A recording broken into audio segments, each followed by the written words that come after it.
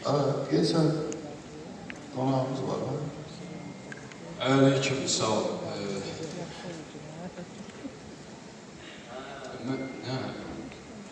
Bir gəl, əyləş, otur. Kimsən, nəşirsən, haradan gəlmirsən, hara gedirsən.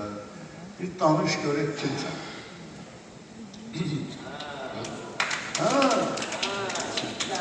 Ya Allah.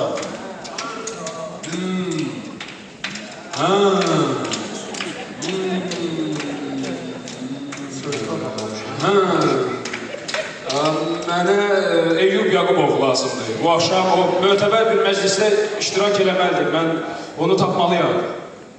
Necə bu?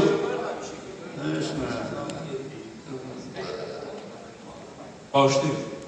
Eyyub Yaqubov deyilsiniz. Eyyub Yaqubov, məhəllənin şoferi, yox. Necə şofer? Kişi, mən şoferlə böyük sənətkar Eyyub Yaqubov ayırt edə bilmirəm.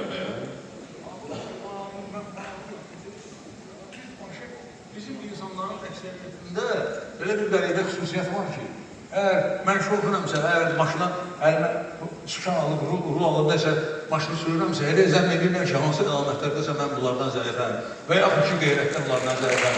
Daim kişi vermirlər ki, daim görmürlər ki, mən nə qədər saniyədə nə qədər məsələlər həll edirəm, nə qədər manevralar edirəm, öz həyatımla risk edirəm, lazım olsa hələ bu sürətlərdir, hamımızı məhv edirəm. Gəl şunu sormadı. Başlanırsan ki, burada bu adam məsələ adam deyil, sən onu çox düşürsən. Mən başa düşürəm, mən özüm də elə belə adam deyilim. Doğrudan şoför gözləyir, ağır adamdır.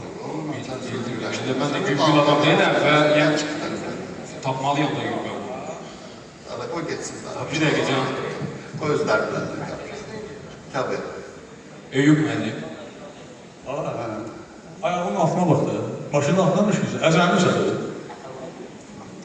Mənə 2 saat vaxt verilib və tapşırılıb ki, Eyyub Yaqubovu yerin altından da olsa tap gətir. Hala, istəyir yerin altından, istəyir üstündən. Hara deyirsən yeri? Görmüsən Eyyub Yaqubov? Əlbəttə görmüşəm. Onda getdik. Getdik.